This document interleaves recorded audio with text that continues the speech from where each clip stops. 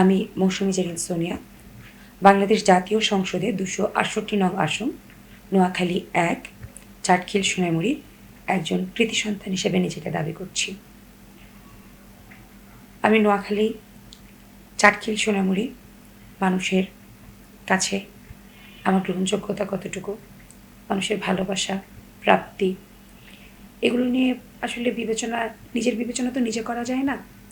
তবে আমি মানুষের কাছে গিয়ে দেখেছি মানুষ আমাকে কত সাদরে বুকে টেনে নেয়, মানুষের ভালোবাসা পেয়েছি। এই ভালোবাসাটা আসলে বলে বোঝাবার মতো নয়। আমি যখন আমার এলাকায় যাই, আমি দেখি মানুষ আমাকে একটু মুছে দেওয়ার জন্য দৌড়ে আসে, জাস্ট একবার একটু কথা বলার জন্য আসে। বাংলাদেশের যে প্রাকৃতিক দুর্যোগ বা রাজনৈতিক দুর্যোগ বা সামাজিক অবস্থা থেকে আমি যা কিছু করেছি মানুষের জন্য করেছি, একদম ব্যক্তিগত উদ্যোগ থেকে। আমি যা করেছি সম্পূর্ণ নিজ উদ্যোগে করেছি। আমি কখনো কারোর থেকে সাহায্য নিয়ে করিনি।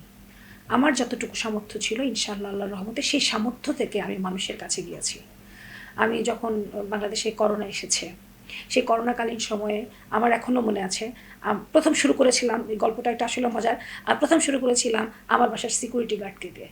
হঠাৎ করে তার চাকরি চলে যায়। সে আমার কাছে আজকে আসে 200 টাকার জন্য, কালকে আসে 100 টাকার জন্য। পরে আমার হঠাৎ মনে হলো যে আমি কেন তাকে এই সামান্য কিছু দিয়ে সাহায্য করবো। তাই আমি ডাকলাম, ডেকে আমি একটা নির্দিষ্ট সময়ের মধ্যে বললাম, তুমি একটা কাজ করো। এই সময় ডাবের খুব চাহিদা, করোনাকালীন সময় ডাবের খুব চাহিদা ছিল।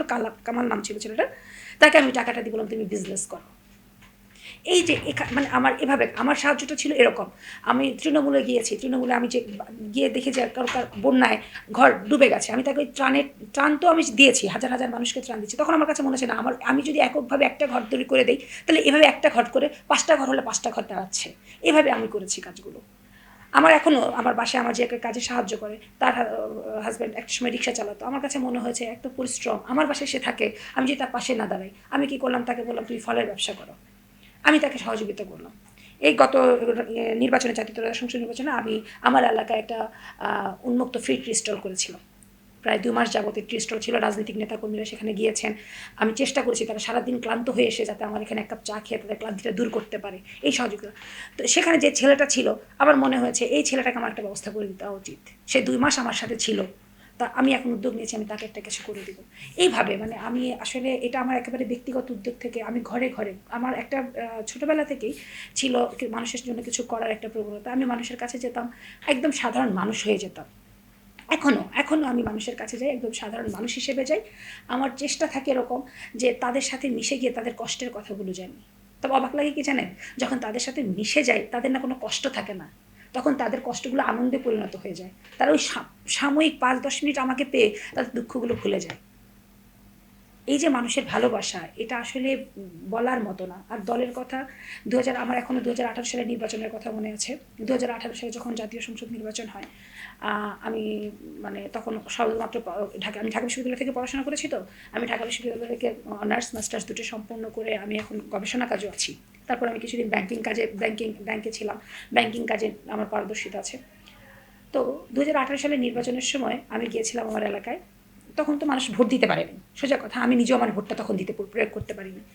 প্রচণ্ড নেতাকর্মীদের অত্যাচার হচ্ছিল, ধরপাকড়, কোনো নেতাকর্মী বাসায় থাকতে পারছিল না। আমার এলাকার সিনিয়র নেতৃবৃন্দ আমার বাসায় ছিল। আমার মা হচ্ছে বেগম খালেদা জিয়ার চরম ভক্ত একজন মানুষ, কোনো পদবি ছাড়া। আমার মা যখন চাটখিল মাহবুব কলেজে পড়তেন, তখন মহিলা বিষয়ক সাংবাদিক ছিলেন, ছাত্রদলের মহিলা বিষয়ক সম্পাদক ছিলেন। তো ওনার হচ্ছে দলের প্রতি ভালোবাসা আর বেগম খালেদা জিয়ার প্রতি ভালোবাসা, এটা আমি আপনাকে চিন্তা করে বোঝাতে পারবো না। এটা হচ্ছে ভাষায় প্রকাশ করার মতো না। তো যখন এই বিষয়টা এরকম দলের তৃণমূল নেতাকর্মীদের ধরাপাকড় হচ্ছে, আমার মা গোপনে তাদেরকে আশ্রয় দিয়েছেন। আমাদের বাসায় তখন 7-8-10 জন লোক 8 দিন 10 দিন অবশ্য আমার মা লুকায় রেখে তাদেরকে সাহায্য করেছেন। আমি যখন চলার পথে, আমার এই জার্নিটা শুরু হয়েছে বেসিক্যালি 2011 সালে। আমি 2009-10 সেশনে ঢাকা বিশ্ববিদ্যালয়ের শিক্ষার্থী। আমার এই জার্নিটা শুরু হয় ঢাকা বিশ্ববিদ্যালয় থেকে। সেটা কীরকমভাবে আমি বলি, আমি তো যখন হলে উঠি তখন ছাত্রলীগের ব্যাপক তাণ্ডব হলের মধ্যে। মানে ছাত্রলীগ ছাড়া কোনো দল সেখানে স্টে করতে পারতো না, অবস্থান নিতে পারতো না, হ্যাঁ, করতে পারতো না। তো যাই হোক, সেখান থেকে তখন আমি চিন্তা করলাম ক্ষুদ্রভাবে যে দল কিছু নেই, যারা হলে থাকতে পারছে না তাদের জন্য কিছু করা। এভাবে করতে করতে করতে একটা সময় দেখলাম আমি মানুষের সাথে খুব জড়িয়ে যাচ্ছি। মানুষের ভালোবাসা আমাকে খুব টানছে, মানুষ আমাকে টানছে, আমি মানুষের কাছে যাচ্ছি। এখন আমার কাছে মনে হচ্ছে চলতে চলতে আমার একার সামর্থ্য বা আমার একার জায়গা থেকে আমি যে ব্যাপক একটা চিন্তা চেতনা করেছি নারীদেরকে নিয়ে, বেকার যুবকদেরকে নিয়ে, শিশুদেরকে নিয়ে, এটা বাস্তবায়নের জন্য আমাকে একটা সরকারি পজিশন আমার দরকার, যেখান থেকে আমি জনগণের কথা বলতে পারবো, তাদের দুঃখগুলোর কথা উন্মোচন করতে পারবো। এটা একমাত্র জায়গা হচ্ছে জাতীয় সংসদ। এই জাতীয় সংসদে যদি আমি আমার অঞ্চলের নয়, আমার অঞ্চলের মানুষের কথা বলতে পারি, আশেপাশের অঞ্চলের মানুষের কথা বলি, আমার আশেপাশে চলার মানুষগুলোর কথা বলতে পারি, আমি নিশ্চয় ওদের কষ্ট কিছুটা হলেও লাঘব হবে। 2026 সালে একটা খুব আনন্দঘন মুহূর্তের মধ্যে দিয়ে ত্রয়োদশ জাতীয় সংসদ নির্বাচন অনুষ্ঠিত হয়ে গেল। বাংলাদেশ জাতীয়তাবাদী দল বিএনপি সরকার গঠন করলো। আমি প্রথম যখন থেকে নির্বাচনী তফসিল ঘোষণা করলো, আমি গ্রামে গঞ্জে মানুষের কাছে গেছি। মরহুমা বেগম খালেদা জিয়া যখন মারা গেলেন, আমি ওনার জন্য মাগফিরাত কামনা করে ফ্রি মেডিকেল ক্যাম্প করেছিলাম আমার উপজেলাতে, বিশাল বড় করে 600 লোকের জন্য আমি ফ্রি ওষুধ দিয়েছিলাম, যেখানে আমার 11 জন ডাক্তার গিয়েছে। সব ডক্টর ঢাকার বিভিন্ন জায়গায় স্টাবলিশড পজিশন থেকে গেছে। প্রথম উদ্যোগটা আমি সেখান থেকে শুরু করি। তারপরে আমি তৃণমূলের নেতাকর্মীদেরকে একদিন দাওয়াত করে সবাইকে খাওয়াই এবং সবার সাথে বসে আমি একটা আলোচনা বসি যে কীভাবে আমরা আমাদের নির্বাচনী প্রচার করতে পারি। তারপর আমি আমার অঞ্চলে, যেখানে আমার জন্ম 1 নং শাহপুর ইউনিয়ন, নকলে চাটখিলে, সেই ইউনিয়নে প্রায় 350 স্টুডেন্টের মাঝে আমি পুরস্কার বিতরণ করি। বেগম খালেদা জিয়ার রুহের মাগফিরাত কামনা করি, সেখানে মিলাদ মাহফিল করি এবং পুরস্কার বিতরণ প্রদান করি। তারপরে আমি সেখান থেকে আসি। আমার মনে হলো আমি নারীদের জন্য কাজ করছি, আমার নারীদেরকে নিয়ে কিছু করা উচিত। গণতন্ত্রের নারী কণ্ঠ নামে একটি বিশাল প্রায় 2000 নারীদের উপস্থিতিতে একটা মহাসমাবেশ করি, যেখানে নারীরা আমার জাতীয় সংসদ সদস্য ব্যারিস্টার মাহবুবউদ্দিন খোকন স্যারকে তাদের কথাগুলো বলতে পারে, তাদের উপস্থিতি, তাদের অভাব অভিযোগগুলো জানাতে পারে, তাদের সমস্যাগুলো, সেখানে একটা উন্মুক্ত আলোচনার ব্যবস্থা করি। তারপর আমি অনেকগুলো উঠান বৈঠক করি বিভিন্ন বিশেষ করে হিন্দু বাড়িতে, যাদের মধ্যে একটা ভয়ভীতি ঢুকিয়ে দিয়েছিল আমাদের বিপক্ষ দলগুলো, যে কিভাবে তারা মুক্তি পাবে, তাদের কাছে কাছে যাই, ডোর টু ডোর মানুষের কাছে গিয়ে মানুষের দরজায় নক করি। এভাবে আমি দীর্ঘ 2 মাস আমি ঢাকা টু নোয়াখালী আমি আসা যাওয়া করে করে করে করে আমি মানুষের কাছে কাছে ছিলাম। আমাদের বাংলাদেশের নারী সংখ্যার অনুপাতে অর্ধেক পুরুষের যে নারীর অনুপাত বেশি, সেখানে আমার নারীর জনগোষ্ঠী খুবই অবহেলিত। আপনি জাতীয় সংসদ নির্বাচন থেকে শুরু করে তৃণমূল পর্যায়ে দেখেন, নারীদের উপস্থিতি খুবই কম। শহরমুখী কিছু নারী আছে, তারা কর্মমুখী হয়েছে। মফস্বলে এখনও প্রতিটা ঘরে ঘরে নারীরা তাদের ওই রন্ধন শিল্পের মধ্যে নিজেকে নিয়োজিত রেখেছে। নারীরা কিন্তু রাজনৈতিকভাবে সচেতন হয়ে ওঠেনি।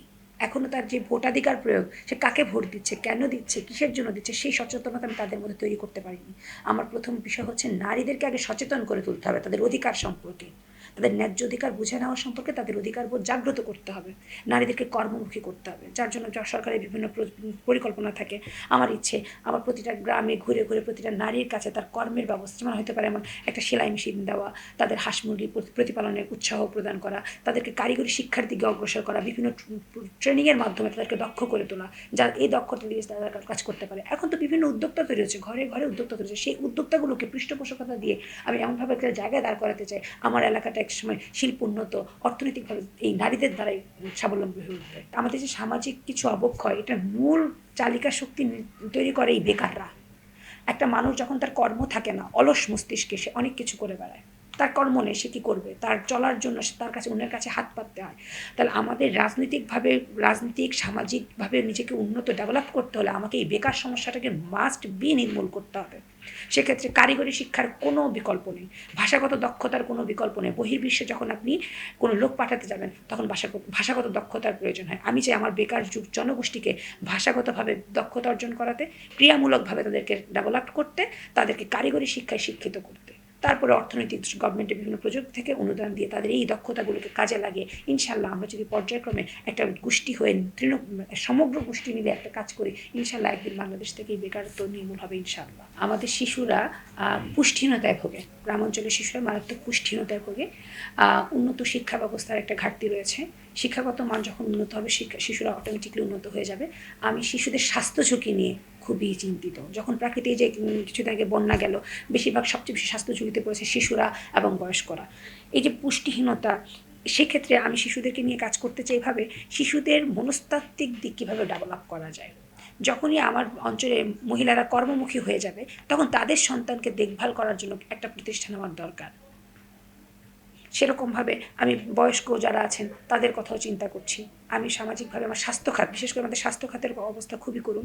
আমাদের এখানে আপনার বড় কোনো সরকারি হাসপাতাল নাই সুযোগ সুবিধা সম্পন্ন, নর্মাল ট্রিটমেন্ট হয়, জাস্ট নর্মাল ট্রিটমেন্ট হয়। ইমার্জেন্সি হলে নিয়ে যেতে হয় মাইজদি সদরে যদি সেটা না হয় সেটার জন্য আমাকে প্রেরণ করা হয় ঢাকায়। যে এই দূরত্বটাতে আমার রুগীরা বিশেষ কষ্ট পায়। তো এই স্বাস্থ্য খাতকে কীভাবে ডেভেলপ করা যায়, সরকারের তহবিল থেকে বিভিন্ন উদ্যোগ নিয়ে ব্যক্তিগত পিপিপি পাবলিক প্রাইভেট পার্টনারশিপটাকে আমি খুবই গুরুত্ব আরোপ করি এই স্বাস্থ্য খাতের জন্য। তৃণমূলের জনগণের মানুষের ভালোবাসায়, বাংলাদেশ জাতীয়তাবাদী ধানের শীষের প্রতীকের প্রতি মানুষের ভালোবাসায় আমার আসনে ব্যারিস্টার মাহবুবুদ্দিন খোকন প্রায় 28,000-এর বেশি ভোটের ব্যবধানে জয়যুক্ত হন। জাতীয় সংসদ সদস্য আমাদের আসনে ব্যারিস্টার মাহবুবুদ্দিন খোকন স্যার, ওনার সাথে আমার প্রথমে ব্যক্তিগত পরিচয় ছিল। ব্যক্তিগত পরিচয়টা কি, অফিসিয়াল, একদম অফিসিয়ালি উনি একজন বারের সভাপতি ছিলেন। সবচেয়ে বড় কথা, আমার যেখানে বাসা, ওনার বাসাটা সেই পাশাপাশি বাসায় ছিল। আমরা ছিলাম 3 তলার, এক সাইডে আমার মায়ের বাসা, সামনেরটাই ওনার বাসা ছিল।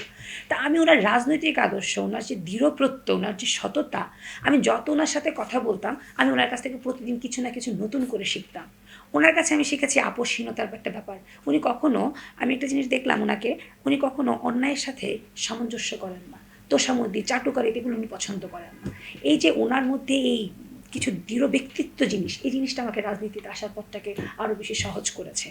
তো যখন এই ত্রয়োদশ জাতীয় সংসদ নির্বাচন আসলে আমার মনে হলো এই মানুষটার সাথে আমার চলতে হবে, এই মানুষটাকে সাথে নিয়ে এই মানুষের পাশে। প্রধানমন্ত্রী দেশনায়ক তারেক রহমান স্যারের কাছে আমার প্রত্যাশা হচ্ছে এটা, আমি ওনাকে যথেষ্ট বিজ্ঞ বিচক্ষণ বলে মনে করি, অবশ্যই যথেষ্ট বিজ্ঞ বিচক্ষণতা, এবং ওনার চলাফেরা মুভমেন্ট আমাকে ভীষণভাবে উদ্বেলিত করে। আমি অত্যন্ত বিমোহিত দেখি একটা মানুষ মানে কীভাবে পরিপক্ক রাজনীতিবিদ হতে পারে। ওনাকে দেখে, ওনার কাছ থেকে অনেক কিছু শেখার আছে। তো উনি অবশ্যই বিবেচনা করেন, উনি ঢাকা বিশ্ববিদ্যালয় থেকে পোস্ট গ্রাজুয়েশন করা একজন মানুষ। আমি এখনও গবেষণা কর্মে নিজেকে নিয়োজিত রেখেছি। তার পাশাপাশি আমি কিছুদিন আমার নিজ কর্মের সাথে নিয়োজিত ছিলাম, সেখান থেকে আমি বেরিয়ে এসে আমি এখন সামাজিক কাজে নিজেকে উল্লেখ করছি, রাজনৈতিক কর্মকাণ্ডে নিজেকে জড়িয়েছি। পদবীর আশা কখনোই করিনি, কখনো দলের কাছে গিয়ে বলিনি আমার একটা পদ লাগবে। কারণ আমার কাছে মনে হয়েছে জনগণের ভালোবাসার কাছে পদবী কিচ্ছু না, এগুলো নাথিং টু এলস। তা আমার মনে হয় দেশনায়ক জনাব তারেক রহমান স্যার এই বিষয়গুলো বিচার বিশ্লেষণ করবেন, করে উনি অবশ্যই, আমার একটা বিশ্বাস, উনি আমাকে যোগ্য মনে করে আমাকে সংরক্ষিত মহিলা আসনে মনোনয়নের জন্য উনি সুপারিশ করবেন। আর আমি ওনার প্রতি দৃঢ় বিশ্বাস রাখি। তারপর আমি একটা কথা বলবো, দল যে সিদ্ধান্ত নেবে আমি সেই সিদ্ধান্তকে সাধুবাদ জানাব। দলের প্রতি আমার শ্রদ্ধা ভালোবাসা থাকবে, আর আমার এই কর্ম কখনো থেমে থাকবে না, এটা চলতে থাকবে জনগণের জন্য, জনগণের ভালোবাসার প্রতি। ইনশাল্লাহ আমি যদি কখনো জাতীয় সংসদের সংরক্ষিত মহিলা আসন হিসেবে নির্বাচিত হতে পারি, আল্লাহ আমাকে তৌফিক দেয়, জনাব তারেক রহমান স্যার যদি মনে করেন আমি যোগ্য, আমাকে নির্বাচিত করেন, আমি আমার জাতীয় সংসদ সদস্য জনাব ব্যারিস্টার এ মাহবুবুদ্দিন খোকন স্যারকে সাথে নিয়ে ওনার দিক নির্দেশনা দিয়ে আমি আমার দেশের উন্নয়ন ইনশাল্লাহ সব একসাথে এগিয়ে নিয়ে যাব।